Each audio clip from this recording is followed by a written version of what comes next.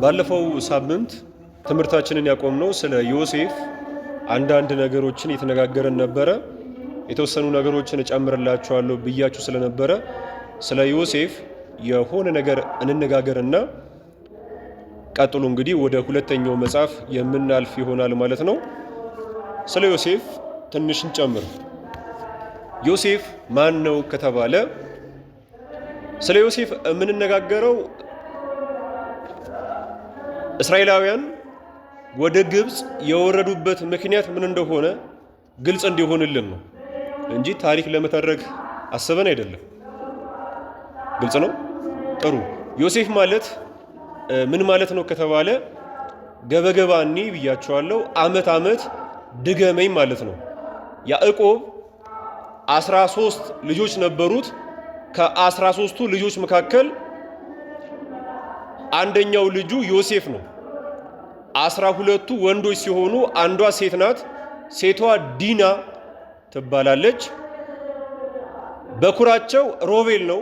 መቁረጫው ደግሞ ብንያም ነው። በኩራቸው ሮቤል ነው። መቁረጫው ወይም ደግሞ የመጨረሻው ልጅ ብንያም ይባላል። ቢ ሳይሆን ብንያም ነው። ቅዱስ ያዕቆብ ከልጆቹ አብልጦ ዮሴፍን ይወደው ነበረ።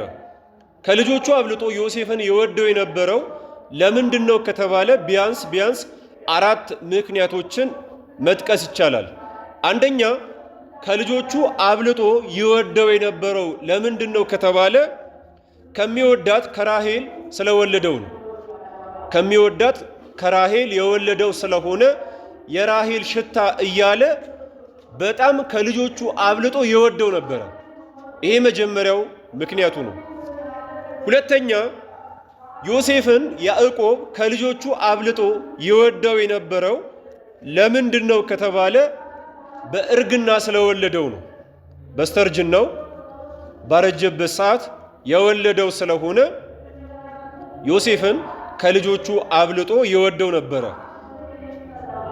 ሶስተኛ ዮሴፍን ከልጆቹ አብልጦ ይወደው የነበረው ለምንድን ነው ከተባለ መልክ ከደም ግባት ጋር ያስተባበረ ስለነበረ ነው።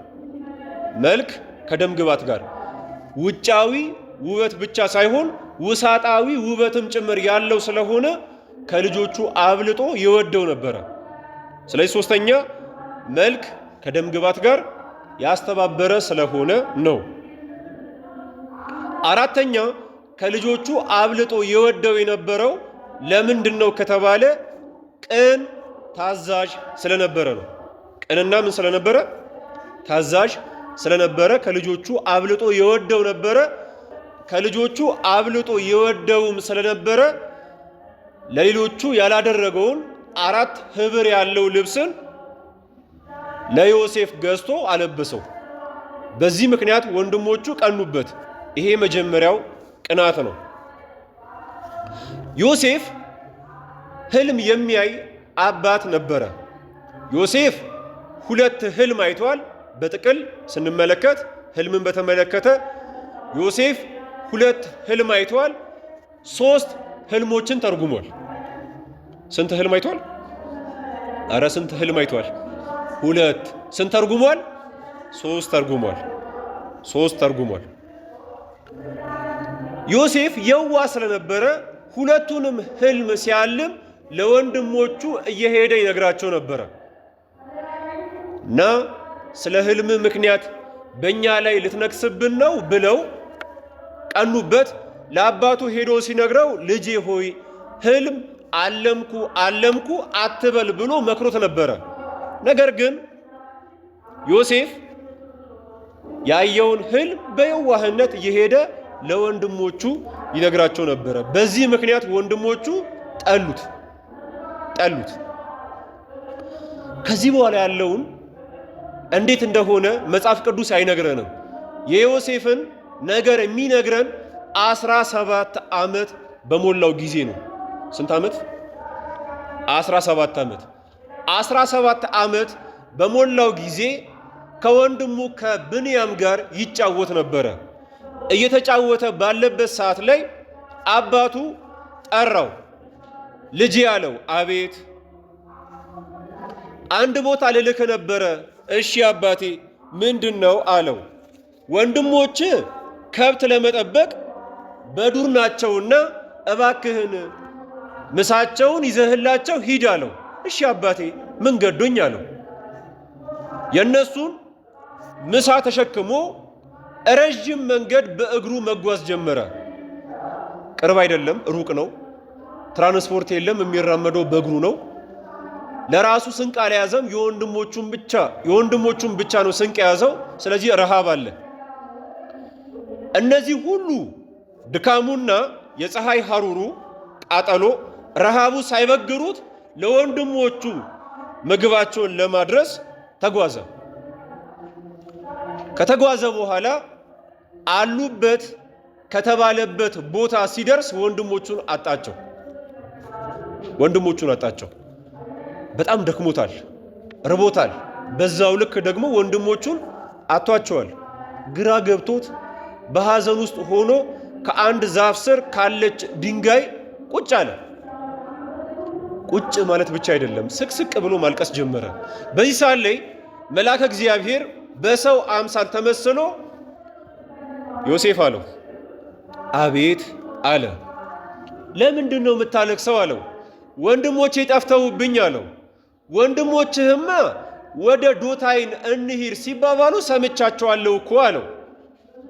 እሺ አለው። አሁንም ግን ማልቀሱን አላቆመም። አሁንም ማልቀሱን ቀጠለ። ወንድሞች ያሉበትን ቦታ እኮ ነግሬሃለሁ፣ ለምንድን ነው ደግሞ የምታለቅሰው አለው። እርቦኛል። ምን ብሎኝ? ምንድን ነው ያዝከው አለው። ምግብ አለው። አሃ ምግብ ይዘ ተራብኩኝ ማለት እንዴት ነው አለው። አይ ይሄማ ፈንታነቱ ለወንድሞቼ ነው፣ አባቴ አድርስ እንጂ ብላ አላለኝም አለው። እንዲህ ያለ እምነት ካለህማ አጠገብ ጋር ያለውን ድንጋይ አንስተ በአብርሃም በይስሐቅ በያዕቆብ አምላክ ብለ ብትባርከው እኮ ዳቦ ይሆንልሃል አሉ። እውነት አለው። አዎ እሺ ብሎ በአብርሃም በይስሐቅ በያዕቆብ አምላክ ብሎ ባረከው። ያ ድንጋይ ዳቦ ሆነለት። ምን ሆነለት? ማወቅ ያለባችሁ መጽሐፍ ቅዱስ ብቻ ብለው የሚያስተምሩ ሰዎች ከሰይጣን ጭምር ያነሱ ናቸው። ከማን ጭምር? ሰይጣን ድንጋይ ዳቦ እንደሚሆን በምን አወቀ? መጽሐፍ ቅዱስ ላይ እንደዚህ አይነት ታሪክ አለ? የለም። በትውፊትስ አለ? አዎ አለ። የማ? የዮሴፍ። የዮሴፍን ይዞ እኮ ነው ጌታን ይሄንን ድንጋይ ዳቦ አድርግና አንተም እኔም እንብላ ብሎ የፈተነው። እና እንግዲህ ያንን ዳቦ በላ፣ ወደ ወንድሞቹ ሄደ። ገና ከርቀት ሲያዩት የሚገሉበትን መንገድ መመካከር ጀመሩ። ስንት ዋጋ ከፍሎ የመጣላቸውን ወንድማቸውን ሊገድሉት ተስማሙ። እንግደለው ሲባባሉ ታላቅ ማን ነው አልኳችሁ ቀደም? ሮቤል አይ አንግደለው አላቸው። ለምን እንዲህ አላቸው ቢሉ አንደኛ ታላቅም አይደል? አሁን እሱ ለስሙ ታላቅ ነው ይባላል እንጂ እኛ ክፉ ሐሳብ እንኳን ስናስብ ከኛ እኩል የሚያስብ ነው፣ ምንም የሚለይ ነገር የለውም ብለው እንዳያጣጥሉት ብሎ። ሁለተኛ ምን አላቸው? አንግደለው፣ ጉድጓድ ውስጥ እንጨምረው አላቸው። የቀበሮ ጉድጓድ ውስጥ እንጨምረው አላቸው። ለምን ቢሉ ከአባቱ እቅብት በመኝታ ደርሶ ነበርና መታረቂያ ይሆነኛል ብሎ ነው። ሮቤል አስቡት፣ ከአባቱ እቅብት የደረሰው በደንብ አስተውሉ፣ ገላዋን ስትታጠብ እርቃኗን ተመልክቶ ነው። ጥንቃቄ ያስፈልጋል። እናትህም ልትሆን ትችላለች፣ እህትህም ልትሆን ትችላለች። ነገር ግን ርዕይ ከባድ ነው፣ ማየት ከባድ ነው። ስለዚህ ማየት ከመመኘት መመኘት ደግሞ ኃጢአት ከመስራት ስለሚያደርስ በተቻለን አቅም የምናየውን ነገር መምረጥ ተገቢ አይደለም፣ ተገቢ ነው። እና መታረቂያ ይሆነኛል ብሎ ነው። ወንድሞቼ እንገለዋለን ባሉበት ሰዓት ላይ እኔ ከወንድሞቼ ደብቄ ይኸው ይዤ መጣው ብሎ ከአባቱ ጋር ሊታረቅበት ነበር። ነገር ግን ከብት ይጠብቁ የነበረው ከብት ይመልሱ የነበረው በየተራ ስለነበረ ተራው የማን ሆነ? የሮቤል ሆነ። የእሱ ሐሳብ ጉድጓድ ውስጥ ከጨመሩት በኋላ ዞር ሲሉለት አውጥቶ መታረቂያ እንዲሆኑ ሊያደርግ ነበረ። ነገር ግን ተራው ደረሰ። ሊመልስ በሄደበት ሰዓት ላይ ይሁዳ ከርቀት ኢስማኤላውያንን ተመለከታቸው። ነጋዴያን ናቸው። ተመለከታቸው። ወንድማችንን ገለን ምን እናተርፋለን? ብንሸጠው ይሻለናል አላቸው። በይሁዳ አሳሳቢነት ወንድሞቹ በዛ ዘመን ባሪያ በሚሸጥበት መንገድ ጎራዳ ጥፊ አቅምሰው በእርግጫ መጥተው ምን አደረጉት? ሸጡት። ኢስማኤላውያንም አተፎ ሸጡት። ኋላ ሮቤል ሲመለስ አጣው፣ አለቀሰ። እንደ ሸጡት ነገሩት። ምን እናደርጋለን አላቸው። ደም ነክረው ያንን ልብስ ማለት ነው እርቃኑን የሸጡት። ማወቅ ያለባችሁ ልብሱን ገፈውት ነው የሸጡት። ከዛ ቀጥሎ ያለውን የእነሱን ታሪክ እዛ አንብቡት። ዮሴፍ ተሸጠ። ዮሴፍ እግዚአብሔር ከእርሱ ጋር የነበረ ሰው ስለነበረ ዮሴፍ በተሸጠበት ሰዓት ላይ እግዚአብሔር አብሮት ከዮሴፍ ጋር ወደ ግብፅ ተሸጠ። እግዚአብሔር አብሮት ተሸጠ። አብሮት ሲሰደድ አብሮት ተሰደደ። አባቶቻችን ስለ ዮሴፍ ሲናገሩ ኢ ሀደረ ዮሴፍ ዘእንበለ ሲመት ይላሉ። ዮሴፍ ያለ ሹመት አላደረም ይላሉ። ዮሴፍ አስቡት፣ ከተሸጠ በኋላ ፈርዖን ሲመለከተው መልክ ከደም ግባት ጋር የተዋሃደለት ነው። ቅን ነው። በዛ ልክ ደግሞ ታዛዥ ነው። በዛው ልክ ደግሞ እግዚአብሔር ከእርሱ ጋር ስለነበረ የፈርዖን ቤቱም ስራውም ተከናወነለት፣ ተባረከለት። ከዚህ ተነሳ ሾመው። ሲሾም ለጲጢፋራ ሚስት ቅርብ ሆነ። አንድ ቀን ከእርሱ ጋር ለመተኛ ስትል ጊዜ፣ ቦታ፣ ሁኔታ አመቻቸች። ሰዎችን ሁሉ አስወጣች። በሮችን ሁሉ ዘጋች። ከአንዱ በር እሷ ከቆመችበት በር ውጭ ያለውን ማለት ነው። ማንም አያየንም፣ አሁን አብረን እንተኛ አለችው። በዚህ ሰዓት ላይ ለእሷ ዮሴፍ ቢታያትም ለዮሴፍ ግን የሚታየው የጲጢፋራ ሚስት ሳትሆን እግዚአብሔር ነው። ኃጢአት እግዚአብሔርን አርቆ ያንን ሰው ብቻ እንድትመለከት ያደርግሃል።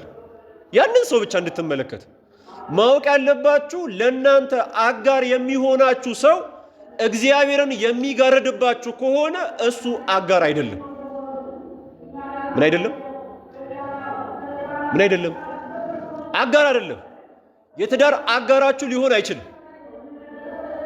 በሱ ፊት ስትቆሙ፣ በሷ ፊት ስትቆሙ እራሳችሁ መሆን የማትችሉ ከሆነ፣ ማንነታችሁን የምትደብቁ ከሆነ፣ መንፈሳዊነታችሁን ኦርቶዶክሳዊነታችሁን መግለጥ የማትችሉ ከሆነ እሱ ለእናንተ የትዳር አጋር አይሆናችሁ። መጥፊያ ነው የሚሆናችሁ። እና አብረን እንተኛ ባለችው ሰዓት ላይ ኦሪት ዘፍጥረት ምዕራፍ 39 ቁጥር 9 ላይ እንደተገለጸው እንዴት በእግዚአብሔር ፊት ታላቅ ኃጢአትን አድርጋለሁ አለ። እንዴት በእግዚአብሔር ፊት? ዝሙት ታላቅ ኃጢአት ነው አለ። በሕገ ልቦና የተመራው ዮሴፍ። አታመንዝር የሚለው ሕግ ከመሰጠቱ በፊት በልቡ ላይ ባለው ሕግ ተመርቶ ከዝሙት በዚህ መልክ ተከለከለ። እምቢ አላት። ሊያመልጣት ሲል ያዘችው ልብሱን ጥሎላት ወጣ ይላል። ምኑን ጥሎላት? ልብሱን ጥሎላት ወጣ። በደንብ አስተውሉ። እንዴ ምን ማለትሽ ነው? ይሄ እኮ የኔ ልብስ ነው፣ ተስኝ እንጂ አረ ልቀቂው እያለ ቢጓተት ኖሮ እኮ ምናልባት ይወድቅ ነበር። ታውቃላችሁ፣ አንዳንድ ጊዜ ጥለ መሮጥ ያለብህ ጉዳይ አለ። ጥለ መሮጥ ያለብህ እና ኋላ ላይ ብታፍር ምን አደረገች? የሱን ልብሱን ከኋላ ቀደደችው እና ኋላ ላይ አለች፣ ጮኸች። ምን ነው አሏት። ይኸው አለች። ተው ብለው ጲጢፋራ ነው። እሺ ተው ብለው ሰው ፉንጋ አፍንጫው ጎራዳ ለባርነት ይቀጥራል። ጲጢፋራ ግን መልከ መልካም ሰው አምጥቶ እንደዚህ አድርጎ አስገድዶ ከክብሬ አዋረደኝ ብላ ነገረቻቸው። ሲመለከቱ የተቀደደው የዮሴፍ ከኋላ ነው። መቼስ ነገሩ ንግስቲቱ አንቺ እንዳልሽው አይደለም አሉ በልባቸው። ነገር ግን መቼስ እንግዲህ ከአንበሳ ጋር አይጣሉ ከንግስት ጋርም ደግሞ አይካሰሱ ነውና እሺ ይሁን ብለው እንግዲህ እስር ቤት እንዲቆይ ያደረጉት። ጲጢፋራም ሲመጣ እስር ቤት እንዲቆይ ያደረገው ማለት ነው። ዮሴፍ እስር ቤት ደግሞ ሲገባ የእስር ቤት አለቃ ሆነ። አለቃ ብቻ አይደለም ህልም ተርጓሚ ሆነ። ከዚህ ቀደም ህልም አላሚ እንደነበረ ነበር የምናውቀው። አሁን ደግሞ ተርጓሚ ሆነ። ለአንዱ ህልሙን ሲተረጉምለት፣ ለአንዱ ደግሞ ህልሙን ተረጎመበት።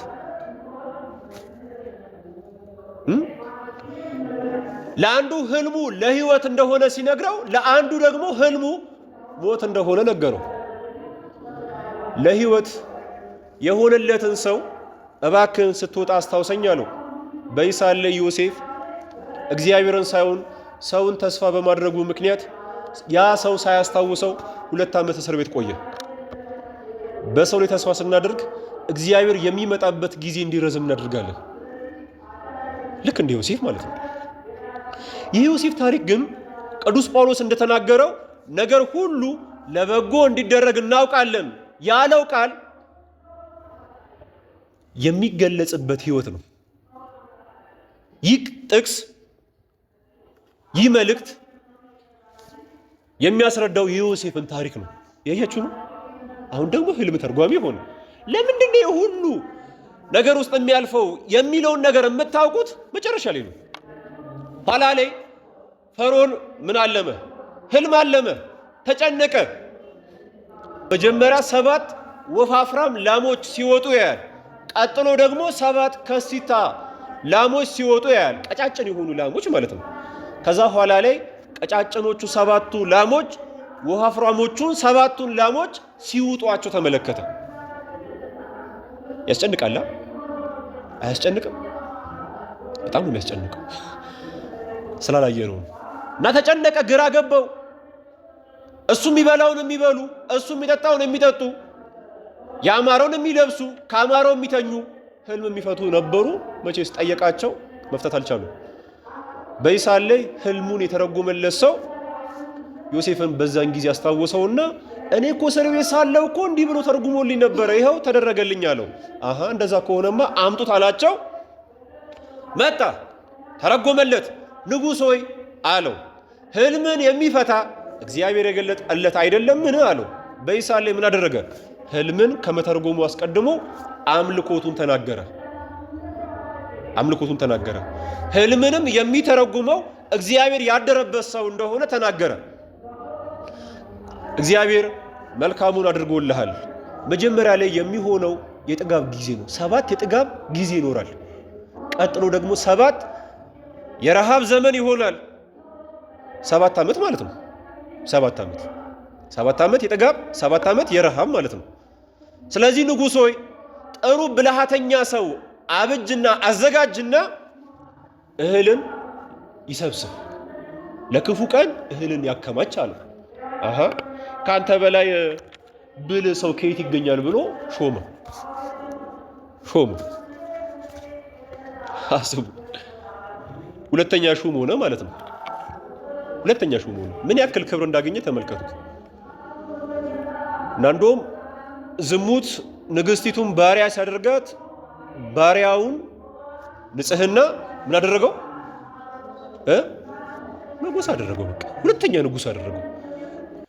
በዚህ ሰዓት ላይ 7ቱ የጥጋብ ዓመታት ካለፉ በኋላ ረሃብ ተከሰተ። ረሃብ ሲከሰት በምድር ላይ ጽኑ የሆነ ረሃብ ስለመጣ ያዕቆብም ልጆቹም ቤተሰቦቹም ተቸገሩ። በዚህ ሰዓት ላይ ታሪኩን ሳሳጠር መጨረሻ ላይ ተሰደው ወዴት ገቡ? ወደ ግብጽ ገቡ። ስለዚህ ወደ ግብጽ የገቡት በምን ምክንያት ነው? ስለዚህ ኦሪት ዘፍጥረት 4ኛው ክፍል ከምዕራፍ 26 እስከ 50 የመጨረሻው ክፍል የሚናገረው ስለ እስራኤል ወደ ግብጽ መውረድ ነው። ከ46ቱ የብሉይ ኪዳን መጻሕፍት መካከል ሁለተኛው መጽሐፍ ኦሪት ዘጸአት ነው። ኦሪት ዘጸአት ነው።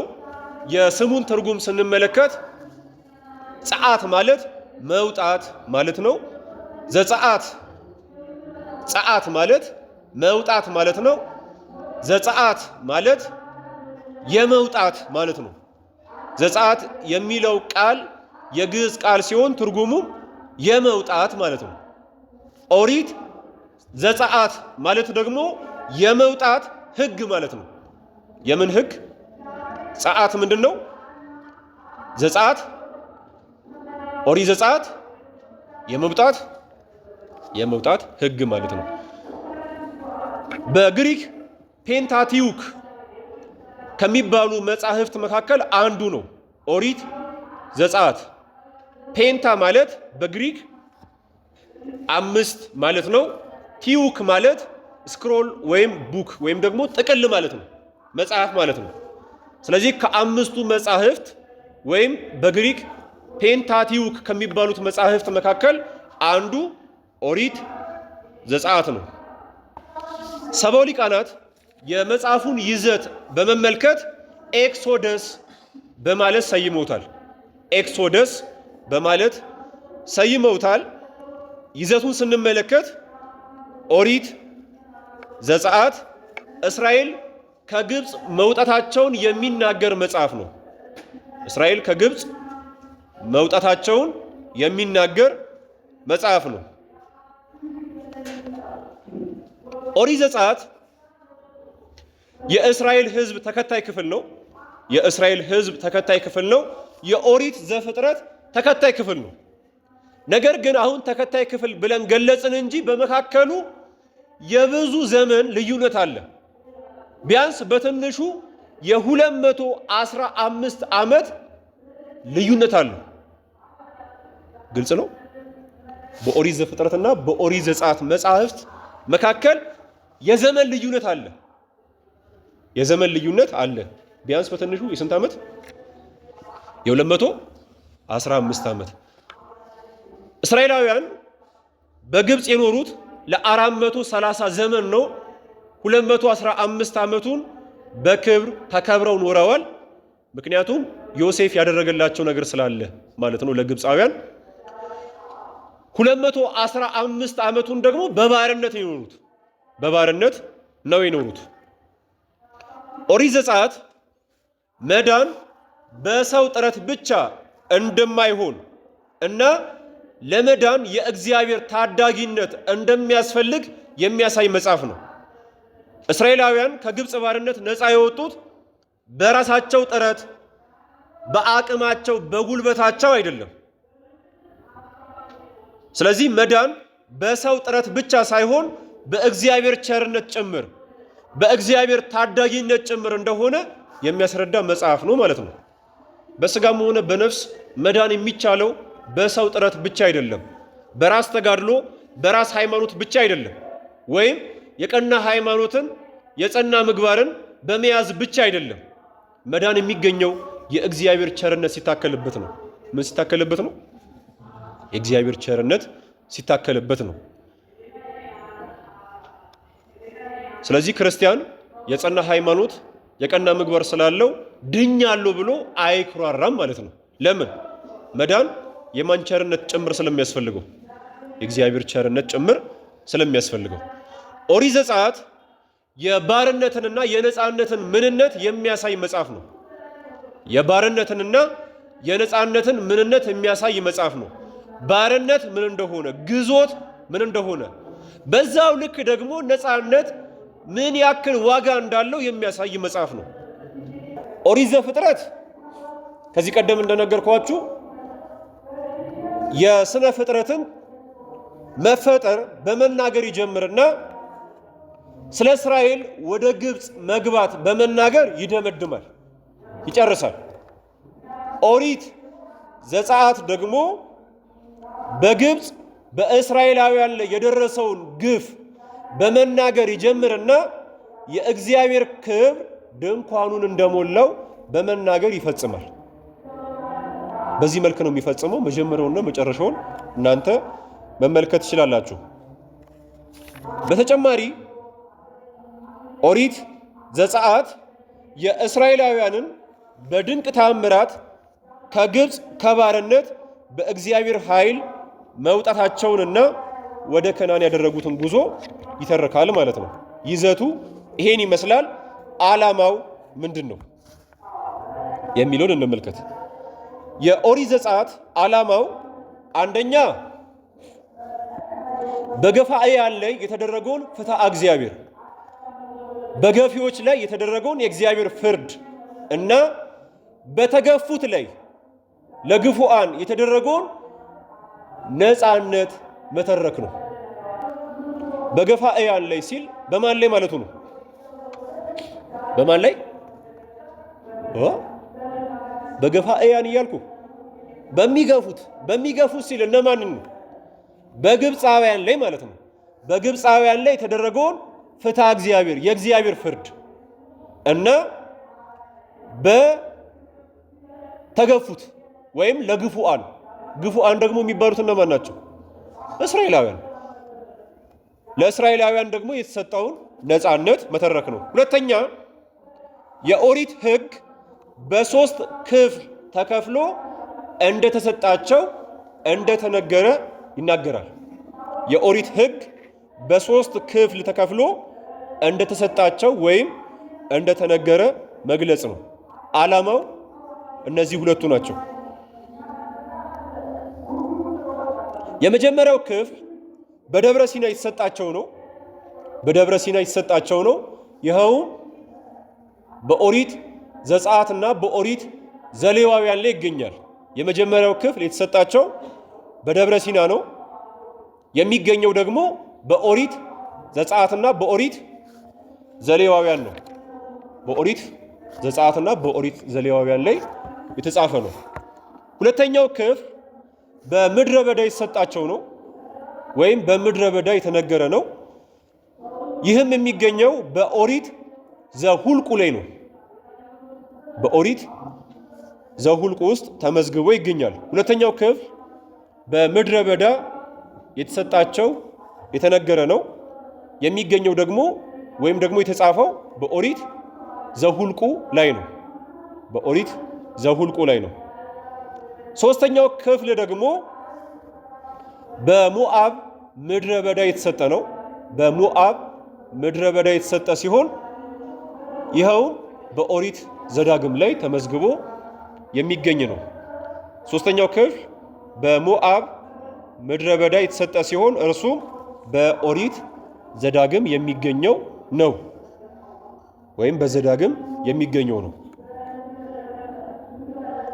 ኦሪት ዘጸአት የሚጀምረው እስራኤል የተባለ ያዕቆብ ከነ ቤተሰቡ ወደ ግብፅ መግባቱን በማስታወስ ነው። ከአባታቸው ከያዕቆብ ጋር ወደ ግብፅ የገቡት የእስራኤል ልጆች ስሞች እነዚህ ናቸው ይለናል። ስለዚህ ያዕቆብ ወደ ግብፅ እንደገባ በመናገር ነው የሚጀምረው ማለት ነው። እነማን እንደሆኑ ይገልጻል። በመጽሐፍ ቅዱስ ውስጥ እግዚአብሔር አምላክ ስማቸውን የቀየረላቸው አባቶች አሉ። የመጀመሪያው አባት አብርሃም ነው። ቅዱስ አብርሃም ነው። የመጀመሪያ ስሙ አብርሃም ነው። አብርሃም ማለት አበ ውሁዳን የጥቂቶች አባት ማለት ነበር። ኋላ ግን እግዚአብሔር አምላክ አንተ የጥቂቶች አባት ብቻ ሳይሆን የብዙዎች አባት ልትሆን ይገባሃል ብሎ አብርሃምን አብርሃም ብሎ ስም አወጣለት። አብርሃም ማለት አበ ብዙሃን የብዙሃን አባት ማለት ነው። ሁለተኛዋ ሶራ ናት፣ ወይም ደግሞ እናታችን ቅድስት ሳራ ናት። ሁለተኛዋ እናታችን ቅድስት ሳራ ናት። የመጀመሪያ ስሟ ሶራ ነው። ሶራ ማለት እመ ውሁዳን የጥቂቶች እናት ማለት ነበረ። ነገር ግን አንቺም ልክ እንደ ባልሽ ልክ እንደ አብርሃም የጥቂቶች ብቻ ሳይሆን የብዙዎች ልትሆኝ ይገባሻል ብሎ የብዙዎች እናት አላት። ማን አላት? ሳራ አላት። ሳራ ማለት እመ ብዙሃን ማለት ነው። የብዙሃን እናት ማለት ነው። ሶስተኛ ስሙን የቀየረለት ቅዱስ ያዕቆብ ነው። ቅዱስ ያዕቆብን ደግሞ እግዚአብሔር አምላክ ያዕቆብ ማለት አሰናካይ ተረከዝ ያዥ ማለት ነበረ። ነገር ግን እግዚአብሔር አምላክ ስሙን ቀይሮለት ማን አለው? እስራኤል አለው። እስራኤል ማለት ምን ማለት ነው ከተባለ ቢያንስ በሶስት ትርጉም ማስቀመጥ ይቻላል። አንደኛ እስራኤል ማለት ህዝበ እግዚአብሔር ማለት ነው። እስራኤል ማለት ህዝበ እግዚአብሔር ማለት ነው። የእግዚአብሔር ህዝብ ማለት ነው። ሁለተኛ እስራኤል ማለት ምን ማለት ነው ከተባለ ህሊና ዘይርእዮ ለእግዚአብሔር እግዚአብሔርን የሚያይ ህሊና ማለት ነው። ህሊና ዘይርእዮ ለእግዚአብሔር እግዚአብሔርን የሚያይ ህሊና ማለት ነው። ሶስተኛ እስራኤል ማለት ምን ማለት ነው ከተባለ ከሃሊ ከመ አምላኩ ማለት ነው። እንደ አምላኩ ቻይ ማለት ነው። አከፋፈሉን ስንመለከት ኦሪት ዘጸአት 40 ምዕራፎች ሲኖሩት በአራት አበይት ክፍሎች ይከፈላል። አንደኛው ክፍል ከምዕራፍ 1 እስከ 4 ግብፃውያን በእስራኤላውያን ላይ ስለፈጸሙት የግፍ አገዛዝ፣ ስለ ሙሴ ልደት፣ ስለ ሙሴ አስተዳደግና መጠራት ይናገራል። ሁለተኛው ክፍል ከምዕራፍ 5 እስከ 11 ሙሴና አሮን በፈርዖን ፊት ስለመቆማቸው። አሁን በሙሴና በአሮን መካከል የእድሜ ልዩነቱ ምን ያክል ነው የሚለውን ማወቅ የምትችሉት ይህንም በማንበብ ነው። በእስራኤላውያን ላይ የባርነት ቀንበር ስለመጥበቁና በግብፃውያን ላይ ስለደረሱ 10 መቅሰፍቶች ይገልጻል። ሶስተኛው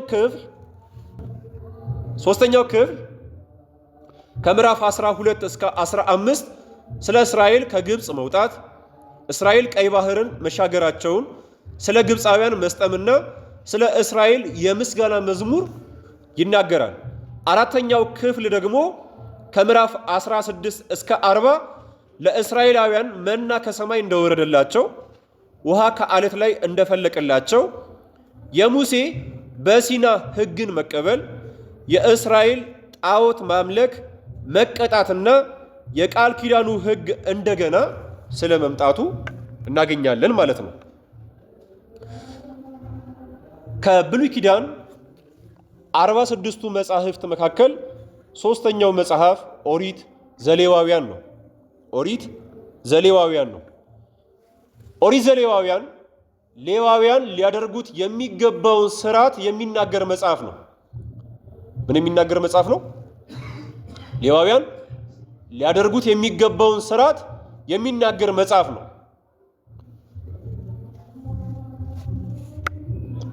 ሌዊ የሚባለው ከ12ቱ ነገደ እስራኤል አንዱ ነው። ወይም ከ12ቱ የእስራኤል ወገኖች መካከል አንዱ ነው። ወይም ደግሞ ከ12ቱ የያዕቆብ ወንድ ልጆች መካከል አንዱ ነው። ሌዊ ማለት ነው። ሌዋውያን ደግሞ የሚባሉት የማን ነገድ ናቸው? የሌዊ ነገድ ናቸው። የሌዊ ወገን ናቸው ሌዋውያን የሚባሉት። እነዚህ ሌዋውያን የሚባሉት የብሉይ ኪዳን ካህናት ናቸው። ምንድን ናቸው? የብሉይ ኪዳን ካህናት ናቸው። በአሮንና በልጆቹ መሪነት ደብተራ ኦሪትን በክህነት ያገለግሉ የነበሩት የማን ልጆች ናቸው? የሌዊ ወንድ ልጆች ናቸው። የሌዊ ወንድ ልጆች ናቸው። በሌዊ ሌዋውያን ተብለዋል። ሌዋውያን የሚባሉት ደቂቀ ሌዊ ናቸው፣ ወይም የሌዊ ልጆች ናቸው። የስሙን ትርጉም እንመልከት። ዘሌዋውያን ማለት የሌዋውያን ማለት ነው። የማን ማለት ነው? የሌዋውያን ማለት ነው። ኦሪት ዘሌዋውያን ደግሞ ማለት የሌዋውያን ሕግ ማለት ነው። የብሉይ ኪዳን ካህናት ሕግ ስርዓት ማለት ነው። መጽሐፉ በሰባው ሊቃናት ትርጉም ሊቪቲኮን ይባላል። መጽሐፉ በሰባው ሊቃናት ትርጉም ሊቪቲኮን ይባላል። ኦሪት ዘሌዋውያን ስለ ቅድስና ብዙ ጊዜ ስለሚናገር የቅድስና መጽሐፍ ይባላል። የምን መጽሐፍ? የቅድስና መጽሐፍ ይባላል። ለምን? ስለ ቅድስና ብዙ ጊዜ ስለሚናገር የአምልኮ ስርዓትና የካህናት አገልግሎት በስፋት የተገለጸበት መጽሐፍ ነው። ኦሪት ዘሌዋውያን የአምልኮ ስርዓትና የካህናት አገልግሎት በስፋት የተገለጸበት መጽሐፍ ነው። ይዘቱ ምን ይመስላል ከተባለ ስለ ስርዓተ ክህነት፣ ስለ መስዋዕቶች፣ ስለ አምስቱ የኦሪት መስዋዕት አይነቶች። አምስቱ የኦሪት መስዋዕት አይነቶች የሚባሉት እነማን ናቸው ከተባለ አንደኛ የሚቃጠል መስዋዕት፣ የመጀመሪያው የሚቃጠል መስዋዕት ነው። ሁለተኛው የእህል ቁርባን ነው። ሁለተኛው የእህል ቁርባን ነው። ሶስተኛው የደህንነት መስዋዕት ነው። የደህንነት መስዋዕት ነው። አራተኛ የኃጢአት መስዋዕት ነው። የኃጢአት መስዋዕት ነው። አምስተኛው ደግሞ የበደል መስዋዕት ነው። የበደል መስዋዕት ነው። ስለዚህ ይዘቱ ማለትም ኦሪት ዘሌዋውያን ይዘቱ ስለ ስርዓተ ክህነት፣ ስለ መስዋዕቶች፣ ስለ መንጻት ስርዓት፣ አንዲት ሴት ወንድን ከወለደች ሴትን ከወለደች በስንት ቀኗ እንደምትነጻ የሚናገር ክፍል ነው። ስለዚህ ስለ መንጻት ስርዓት የሚለው እሱን ነው። ስለ መንጻት ስርዓት፣ ስለ በዓላት፣ ስለ መባልት ወይም ደግሞ ምግቦች፣ ስለሚበላ ስለማይበላ፣ ስለ ስርዓተ ጋብቻና ሌሎች ህጎች ይናገራል።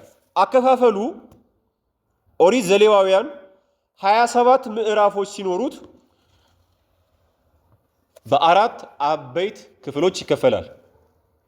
ኦሪት ዘሌዋውያን 27 ምዕራፎች ሲኖሩት በአራት አበይት ክፍሎች ይከፈላል።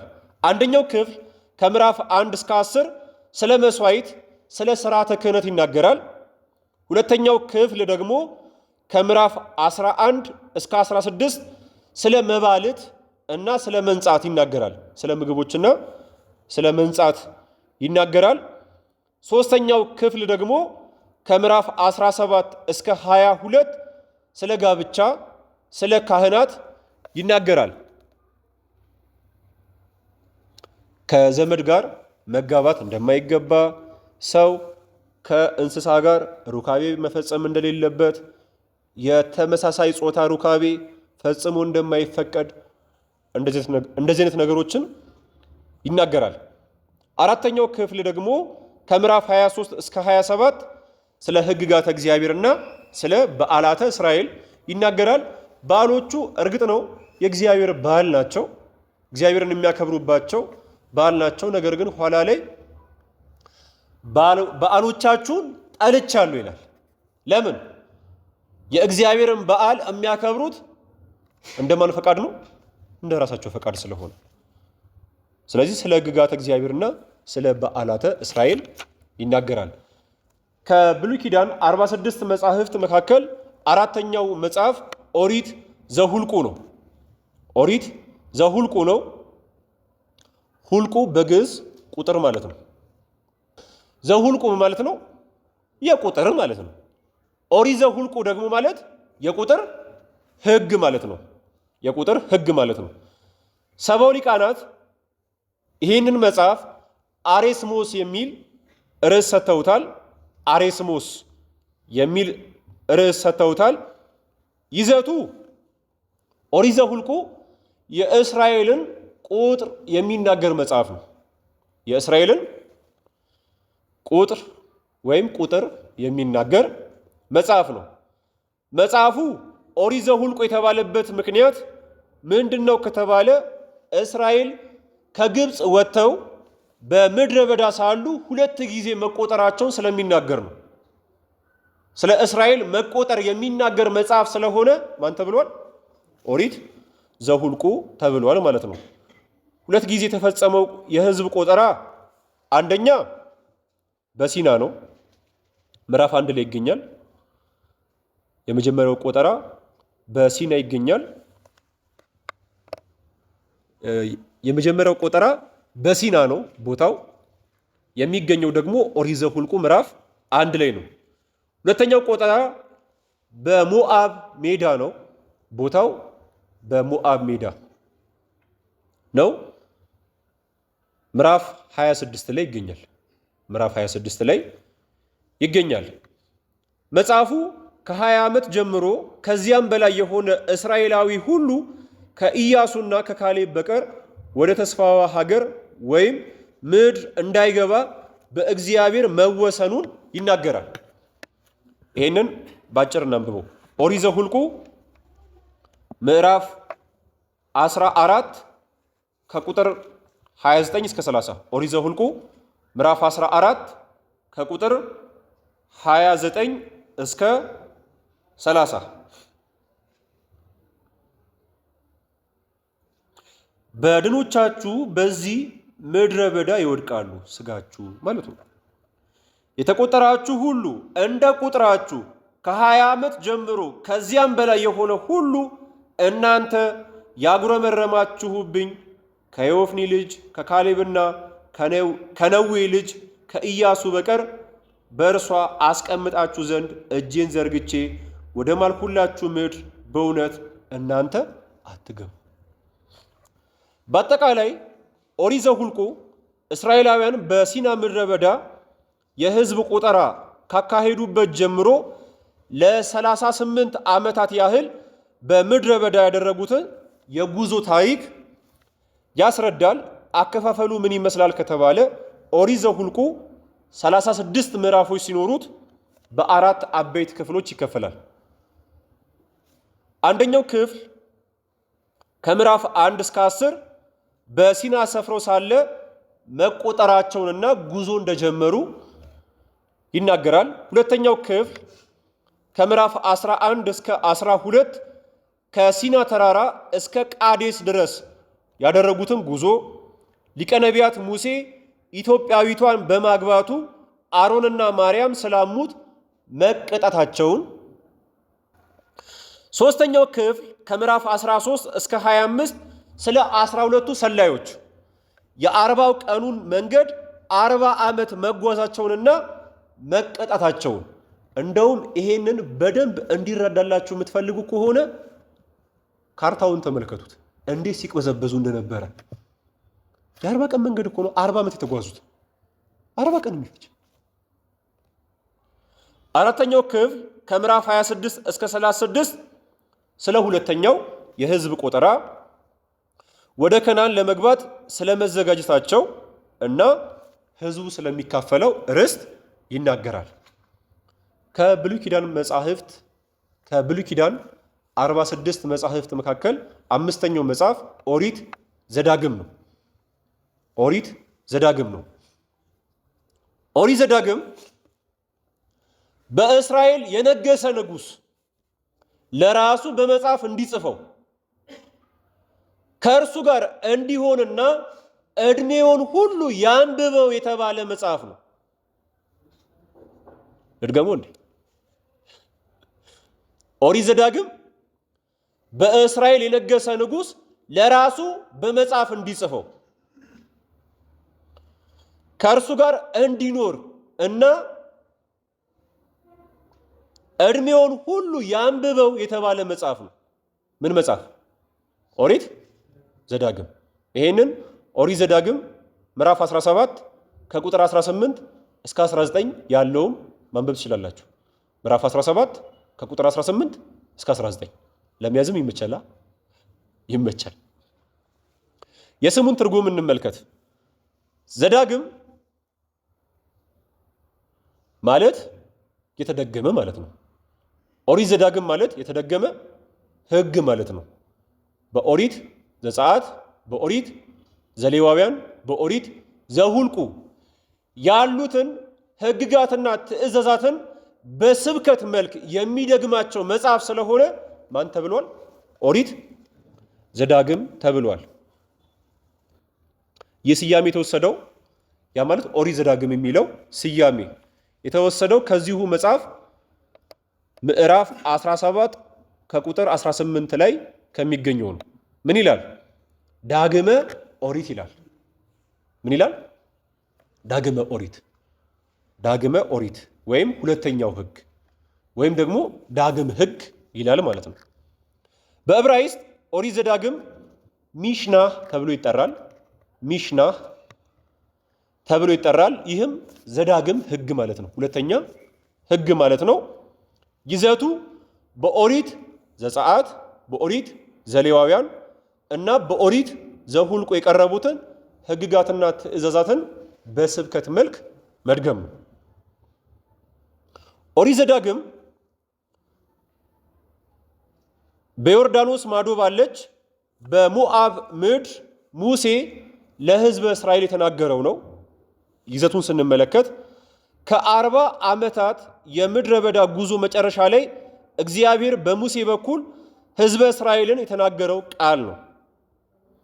ሙሴ አራቱን ብሔረ ኦሪት ያ ማለት ከኦሪት ዘፍጥረት እስከ ኦሪት ዘሁልቁ ድረስ ያሉትን ለአበው ጽፎ አምስተኛውን ያ ማለት ለውሉድ የጻፈውን ምን ብሎታል? ምን ብሎታል? ዘዳግም ብሎታል። አራቱ የተጻፉት ለማን ነው? ለአበው ነው። አምስተኛው ኦሪት ግን የተጻፈው ለማን ነው? ለውሉድ ነው። ቅድም ስነግራችሁ ትዝ ካላችሁ ኦሪት ዘዳግም ከኦሪት ዘጸአት እስከ ኦሪት ዘሁልቁ ድረስ ያሉትን ሕግጋትና ትእዛዛት በስብከት መልክ የሚደግም ነው ብያቸዋለሁ። ለምንድን ነው የሚደግመው?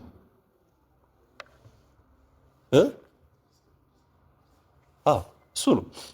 ሕጉን የደገመበት ምክንያት በምድረ በዳ ተወልዶ ያደገው አዲስ ትውልድ ኦሪትን ስላልሰማ ነው። አዲስ ትውልድ ነው፣ አልሰማም። ስለዚህ በስብከት መልክ ሕግጋቱንና ትእዛዛቱን ሰብሰብ አድርጎ ይደግማል ማለት ነው። ይደግማል። አከፋፈሉ ኦሪት ዘዳግም 34 ምዕራፎች ሲኖሩት በአራት አበይት ክፍሎች ይከፈላል። አንደኛው ክፍል ከምዕራፍ 1 እስከ 3 እግዚአብሔር ለሕዝቡ ያደረገላቸውን ይገልጻል። ሁለተኛው ክፍል ከምዕራፍ 4 እስከ 26 እግዚአብሔር ለሕዝቡ የሰጣቸውን ሕጎችንና ትእዛዛትን ይደግማል ወይም ድጋሚ ይተርካል። ሶስተኛው ክፍል ደግሞ ከምዕራፍ 27 እስከ 30 በመታዘዝ በረከት፣ ባለመታዘዝ ደግሞ መርገም እንዳለ ይናገራል።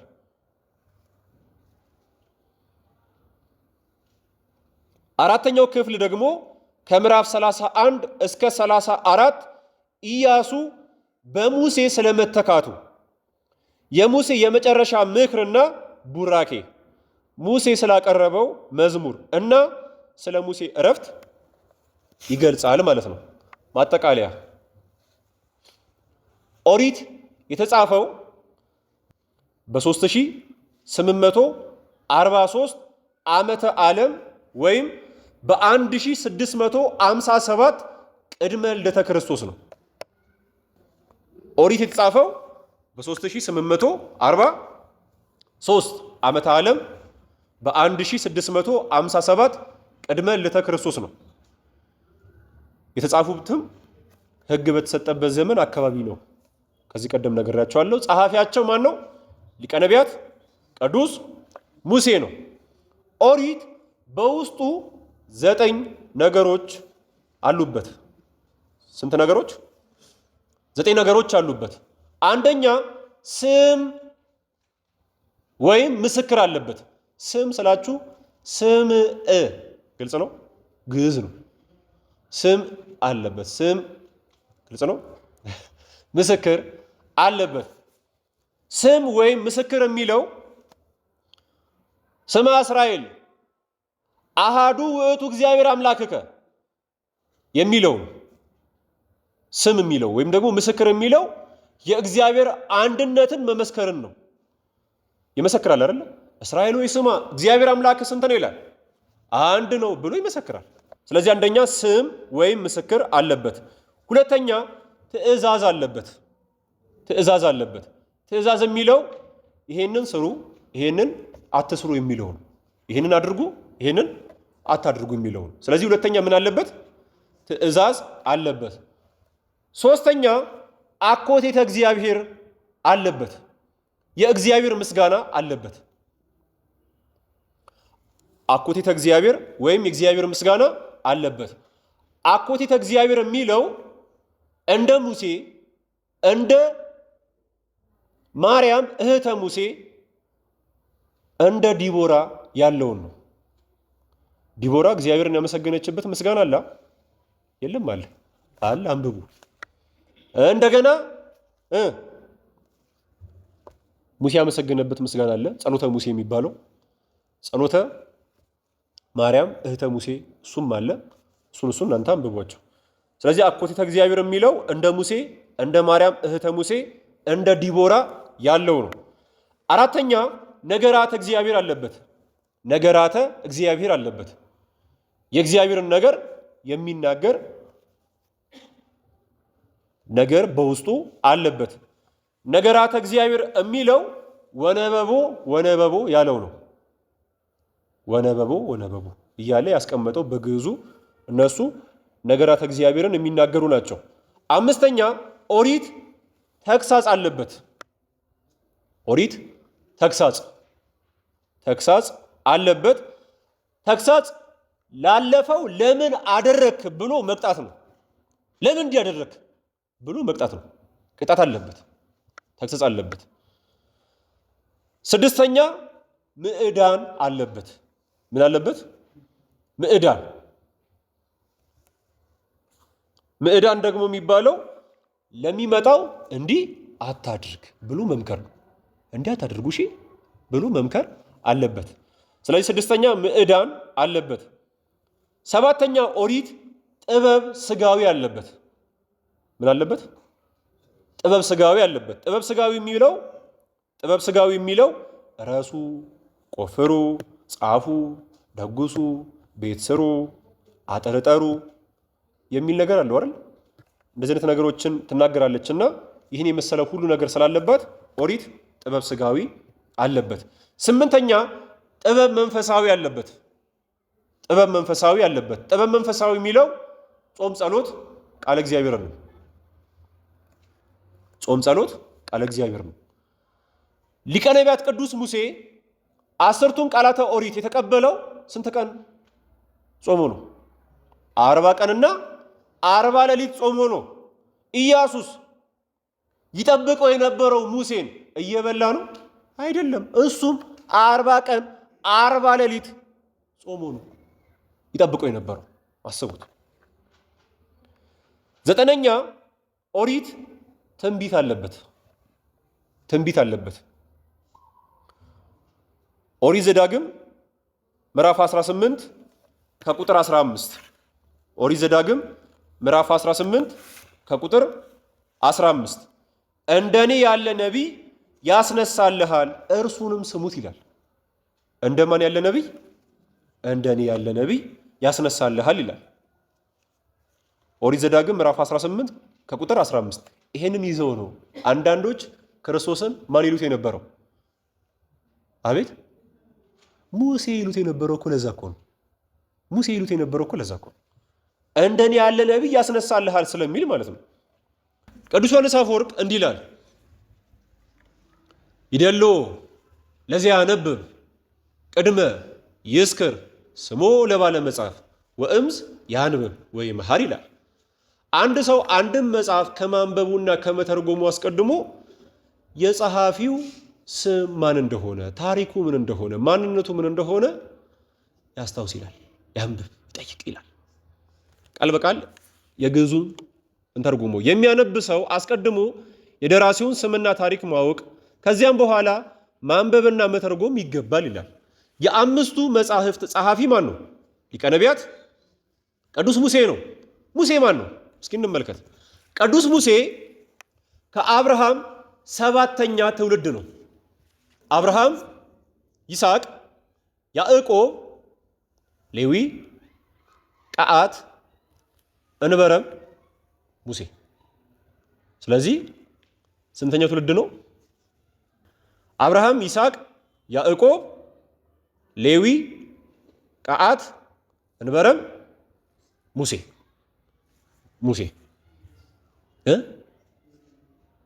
እሺ ግራ እንዳይገባችሁ። አብርሃም የወለደው ይስሐቅን ብቻ ነው? አይደለም።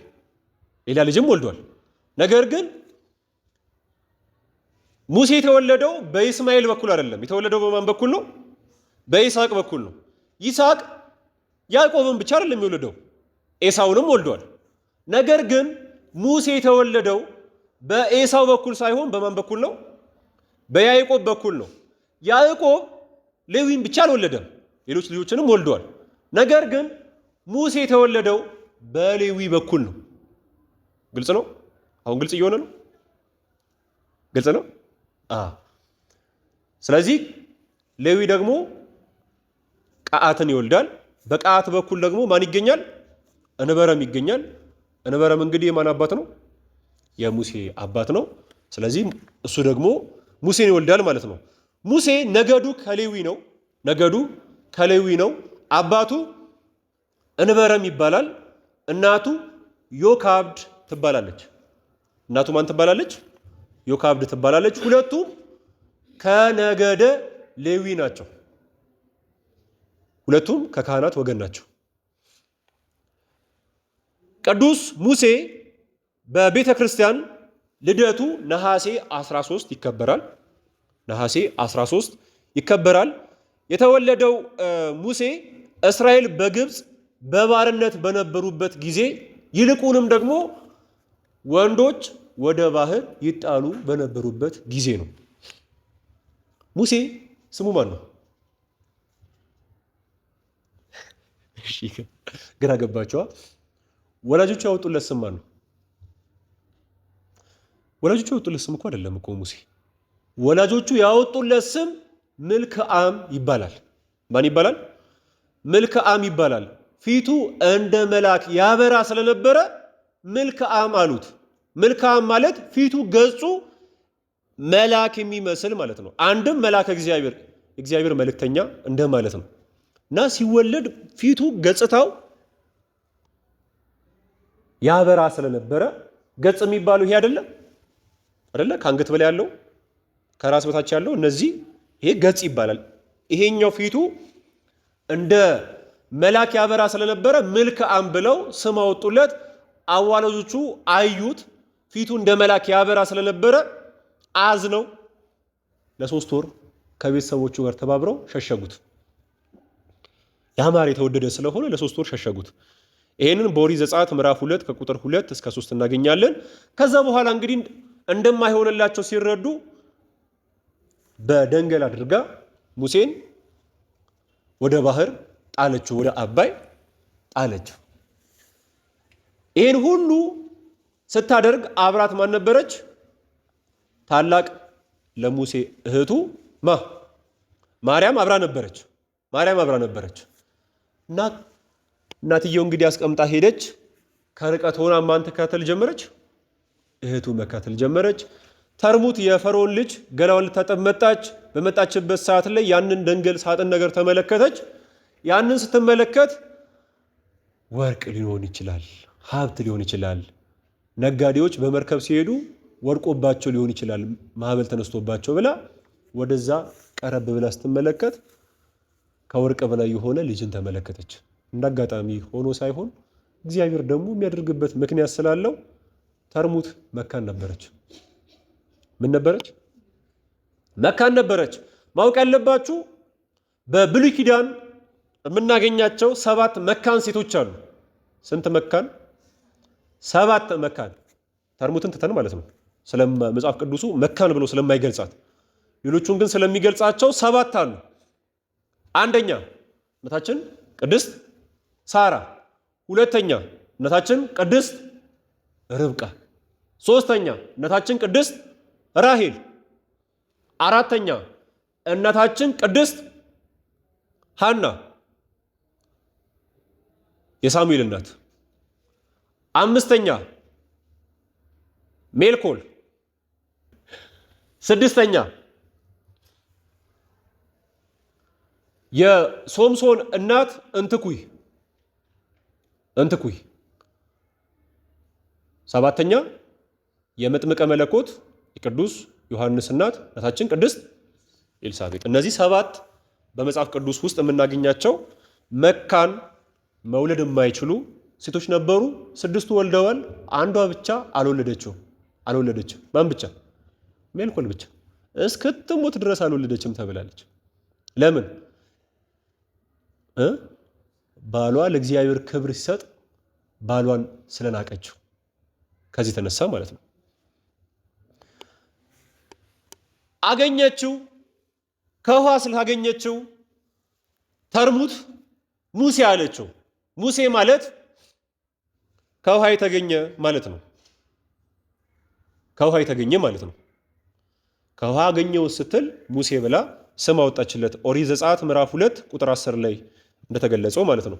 ተደብቃ እንግዲህ ማሳደግ ጀመረች። 5 ዓመት ሲሞላው ሙሴ ተጠራች። በጣም ብዙ ሰዎች ተሰብስበው ነበረ። ጠራት፣ ይዛው ሄደች። ፈርዖን ላይ ያደረው ጋኔን ስለነበረ ሙሴ በልጅነቱ ፈርዖንን በጥፊ ጨዋ አደረገው። በደንብ ይመታው። እንዴት ይመታኛል አለ ፈርዖን። እንዴት? ኧረ እሱ እኮ ልጅ ነው አሉት። አውቆ ነው ያደረገው አላቸው። እውነት እኮ ነው፣ አውቆ እኮ ነው ያደረገው። አውቆ ነው ያደረገው። ነገር ግን እነሱ ምን አሉት? አይ አይደለም እንዴ ንጉሥ ሆይ ልጅ እኮ ነው፣ ፍትፍትና እሳት እንኳን ቢቀርብለት ለይቶ እኮ ማወቅ የማይችል ነው አሉት። ፍትፍትና እሳት አቅርቡ፣ እጁን ወደ ፍትፍቱ ከሰደደ አንገቱን ነው መቆርጥለታል፣ ወደ እሳቱ ከሰደደ ግን ችግር የለውም አላቸው። አቀረቡለት። ሲቀርብለት ሙሴስ ጅል ነው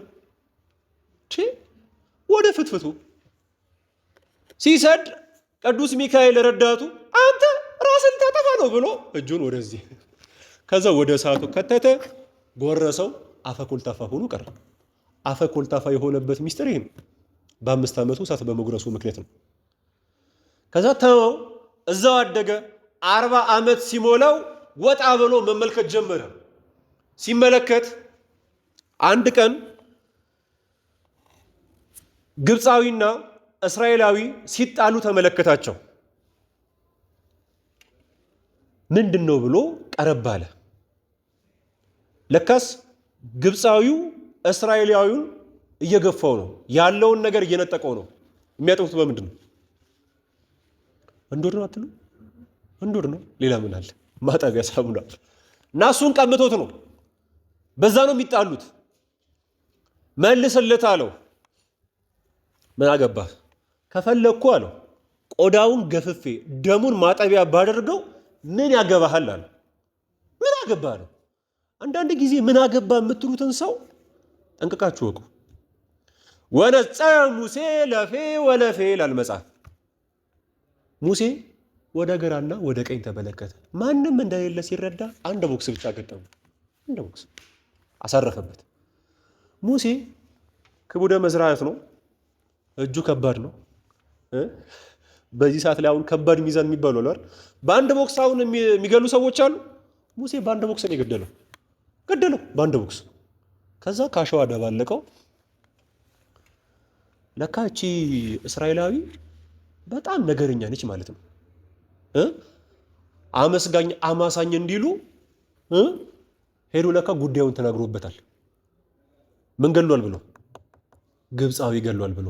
በሌላ ቀን ደግሞ እስራኤላዊና እስራኤላዊ ሲጣሉ ተመለከተ። ሁለት ዕብራውያን ሲጣሉ ተመለከተ። እንዴ አንደኛው የሚጣለው ቀድሞ ከግብፃዊው ጋር ሲጣላ የነበረው ሰውዬ ነው። እናንተ እኮ ወንድማማቾች ናችሁ እንዴት ትጣላላችሁ አላቸው። ያዳነው ሰውዬ ምን አለው? እንዳስለመድክ ግብፃዊውን በቦክስ መተህ ካሸዋ እንደደባለቀው እኔንም ልደባልቀኝ ነው አለው። ለካ ነገሬ ሁሉ ተነግሮብኛል፣ ለሁሉ ተዳርሶብኛል ብሎ በይሳሌ ተሰደደ። ወደ ዮቶር ጋር ገባ። ዮቶር ጋር 40 ዓመት ቆየ። በ80 ዓመቱ ሐመልማልና እሳት ተመለከተ። ሐመልማሉ እሳቱን ሳያጠፋው፣ እሳቱ ደግሞ ሐመልማሉን ሳያቃጥለው ተመለከተ። ከብት ይጠብቅ ነበር፣ በግ ይጠብቅ ነበረ። ማወቅ ያለባችሁ እግዚአብሔር አምላክ ሙሴ እስኪያረጅ ድረስ ጠበቀው። ለምን? በጉልበቴ አወጣዋቸው ብሎ እንዳይመካ። ግልጽ ነው። በ40 ዓመቱ አይደለም እስኪያረጅ ድረስ ጠበቀው 80 ዓመት እስኪሞላው ድረስ እና ኢትዮጵያዊቷን ሲፓራን አገባ። ጌርሳም ኤልኤዜር የሚባሉ ልጆችን ወለደ። ከዛ በኋላ እንግዲህ በ80 ዓመቱ እስራኤላውያንን ከግብፅ እንግዲህ ነፃ አውጥቷቸዋል። ሙሴ ድልድይ ነው። ዘመነ አበው ያለቀ በሙሴ ነው። ዘመነ ነቢያት የጀመረ በሙሴ ነው። ዘመነ አበው ያለቀው በማን ነው? በሙሴ ነው። ዘመነ ነቢያትም የጀመረው በማን ነው? በሙሴ ነው። ዘመነ አበው ያለቀ በሙሴ ነው። ዘመነ መሳፍንት የጀመረው በማን ነው? በሙሴ ነው። ዘመነ አበው ያለቀው በሙሴ ነው። ዘመነ ኦሪት የጀመረው በማን ነው? በሙሴ ነው። ስለዚህ ዘመነ አበው ያለቀ፣ ዘመነ ነቢያት፣ ዘመነ መሳፍንት፣ ዘመነ ኦሪት የጀመረ በሙሴ ስለሆነ ሙሴ ተንከተም ይባላል ወይም ድልድይ ይባላል። ድልድይ ይባላል። ሙሴ እንግዲህ ከእግዚአብሔር ጋር ለ570 ጊዜ ተነጋግሯል። ቅዱስ ሙሴ ሲጠራ እንዲህ ተብሎ ይጠራል። ጻድቅ እስኪ በሉ ወየዋህ ወንጹህ ወብእሴ እግዚአብሔር ርእሰ ኩሎሙ ነቢያት። እስኪ ድገሙት። እሺ ጻድቅ ይባላል እውነተኛ፣ ወየዋህ እንደ ሙሴ ያለ የዋህ የለም ይላል መጽሐፍ አይደል? እንደ ሙሴ ያለ የዋህ የለም። ወብእሴ እግዚአብሔር የእግዚአብሔር ሰው፣ ርእሰ ኩሎሙ ነቢያት የነቢያት ሁሉ አለቃ ተብሎ ይጠራል። ቅዱስ ሙሴ ብቻ ተብሎ አይጠራም ማለት ነው። ይሄ ሁሉ ስም አለ። ቅዱስ ሙሴ ከባለሟልነቱ የተነሳ እግዚአብሔርን ሁለት የማይጠየቁ ጥያቄዎችን ጠይቋል። አንደኛ ፊትህን አሳየኝ ነው። ምንን አሳየኝ? መልክህን አሳየኝ የሚለው ማለት ነው። ኦሪት ዘጸአት ምዕራፍ 33 ከቁጥር 12 እስከ 23 የተገለጸ ነው።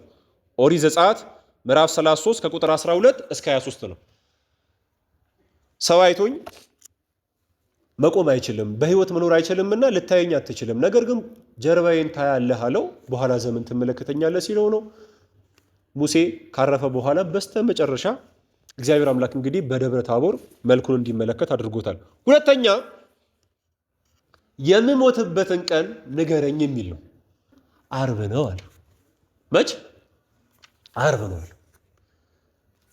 የትኛው ዓርብ ሲል እግዚአብሔር የለም፣ ዝም አለ። ዝም አለ። ስለዚህ ሙሴ የሚያርፈው መቼ ነው? ዓርብ ነው። ዓርብ እንደሚያርፍ ስላወቀ ዓርብ ሲደርስ ሚስቱን ሲፓራን ይሰናበታል፣ ልጆቹን ይሰናበታል፣ ይገነዛል። ቢጠብቅ ቢጠብቅ ቢጠብቅ ቢጠብቅ ቢጠብቅ ሞት የለም። በሉ ፍቱልኝ እንጂ ሞት አልፎኛል ይላቸዋል። ይፈቱታል። የሚቀጥለው ዓርብም ሲመጣ ልክ እንደዚሁ ይገነዛል፣ ይሰናበታል። አሁንም ሞት የለም፣ ያልፈዋል። ሶስተኛ ጊዜ እንደዚህ ያደረገ፣ አራተኛ ጊዜ 10 20 30 40 50 60 70 80 90 100 ሙሴ 103 ጊዜ ተገንዞ ተፈቷል። እያንዳንዱን ዓርብ በመገነዝና በመፈታትን የጨረሰው በመሳቀቅ 103 ጊዜ አስቡት። እና ኋላ ላይማ በቃ የሞት ቀኑ ሲደርስ ረሳው፣ ሞቱን ራሱ ረሳው። በቃ ከዚህ በኋላማ አልሞትም አለ እና ወደ ደብረ ናባው ሄደ። ወደ ናባው ተራራ ሲወጣ ለእሱ የሚታዩት ሰው መስለው ነው፣ ነገር ግን መላእክት ናቸው። እየቆፈሩ አያቸው። ምን እያረጋችሁ ነው አላቸው። ሰው ልንቀብር ጉድጓድ እየቆፈርን አሉት። የሞተው ሰው አይታየኝም፣ ልኩን አውቃችሁ ነው የምትቆፍሩት አላቸው። አንተን ስንመለከት የሞተው ሰው በአንተ ቁመት ልክ ነው፣ እስቲ ገብተህ ለካልን አሉት። ቅዱስ ሚካኤልና ቅዱስ ገብርኤል ናቸው እንደዚህ የሚሉት። ሙሴ ይዋ አይደለ? አሁን እናንተ ለኩ ብትባሉ ገብታችሁ ትለካላችሁ? አንለካም እኮ መቼም አንለካም። ሙሴ ይዋ ነው፣ እሺ ብሎ ገብቶ መለካት ጀመረ ማለት ነው። ሲተኛ ከታች ቅዱስ ሳሙኤል ሙሴ አለው አቤት አለው፣ የሞት ቀን ደረሰ አለው። ቅዱስ ሳሙኤል ማለት መልአከ ሞትን የሚያዝ ነው። የሞት ቀን ደረሰ አለው። አለቀሰ፣ ስቅስቅ ብሎ አለቀሰ። ቤተሰቦችን እኮ አልተሰናበትኩም አለ። አልተሰናበትኳቸው። አይ እግዚአብሔር አምጣውን ያለኝ አለው ቅዱስ ሳቁኤል። ይህንን ሲነጋገሩ እግዚአብሔር ሰማና ተወው፣ ተሰናብቶ ይምጣል። ሄደ፣ ተሰናበታቸው። ቤተሰቦቹም ሄዶ ተቀበረ። እስራኤላውያን ሙሴን በጣም ይወዱት ስለነበረ ስጋውን ቢያገኙ ያመልኩ ስለነበረ እግዚአብሔር አምላክ የሙሴን መቃብር ሰወረባቸው። አንድ ቀን ሰይጣን ለነሱ ሊያሳያቸው ሞክሮ ነበር። በይሳሌ ሚካኤል ከለከለው አይደል እንዴ? የይሁዳ መልእክት ላይ እንደተገለጸው ማለት ነው። በቀጣይ የታሪክ መጽሐፍትን እንጀምራለን። ቅዱስ ሙሴ የኖረበት ዘመን 120 ነው። የተቀበረው በደብረ ናባው ነው፣ በናባው ተራራ ነው። የቀበሩት ሶስቱ ሊቃነ መላእክት ቅዱስ ሚካኤል፣ ቅዱስ ገብርኤል እና ቅዱስ ሳቁኤል ናቸው። እረፍቱ ደግሞ በቤተ ክርስቲያን መስከረም 8 ይከበራል።